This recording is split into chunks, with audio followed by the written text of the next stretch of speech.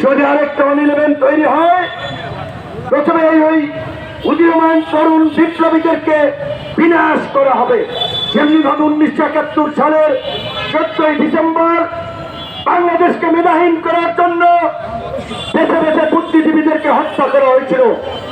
কাজে এই ষড়যন্ত্রকারীদের অপতৎপরতা সম্পর্কে আমাদের সজাগ থাকতে হবে, চোখ কান খোলা রাখতে হবে এবং পরিষ্কারভাবে এই অপকর্ম যারা ঘটিয়েছে তাদেরকে বিচারের আওতায় আনতে হবে। আমরা শুরু থেকেই গণ অধিকার পরিষদ বলেছিল, এই অন্তর্বর্তীকালীন সরকার যদি জাতীয় সরকারে পরিণত না হয়, জাতীয় সরকার না হয়, এটি একটি ব্যর্থ সরকার হবে।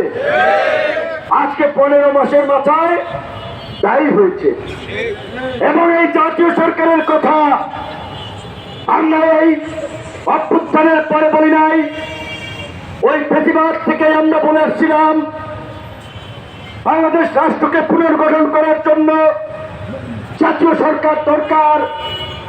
আমাদের কথা সেই সময় শোনা হয় নাই।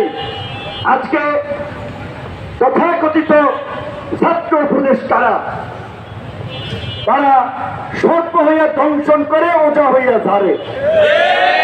তারা আজকে রাজপথে বক্তব্য দেয়, লাশের বদলে নাকি লাশ নিবে, দেখে নেওয়ার হুমকি দেয়। তো আমরা জানতে চাই, ভাইয়েরা বন্ধুরা, তোমরা যখন 15 মাস সরকারে ছিল, জুলাই গণ অভ্যুত্থানকে সুরক্ষিত করার জন্য, জুলাইয়ের আকাঙ্ক্ষায় দেশ গড়ার জন্য কি করেছো? তোমরা আজকে বলছো ফ্যাসিবাদীরা আস্ফলন দেখাচ্ছে, দেশকে বিপর্যয়ের দিকে নিয়ে যাচ্ছে। তোমরা তো জনপ্রশাসন সংক্রান্ত কমিটিতে ছিলা, তোমরা তো পুলিশের কমিটিতে ছিলা। কতজনকে চাকরিচ্যুত করেছ, কতজনের বিরুদ্ধে ব্যবস্থা নিয়েছ? বরঞ্চ তোমরা পয়সা নিয়ে রাজনৈতিক দল গঠন করে অনেককে পুনর্বাসিত করেছ।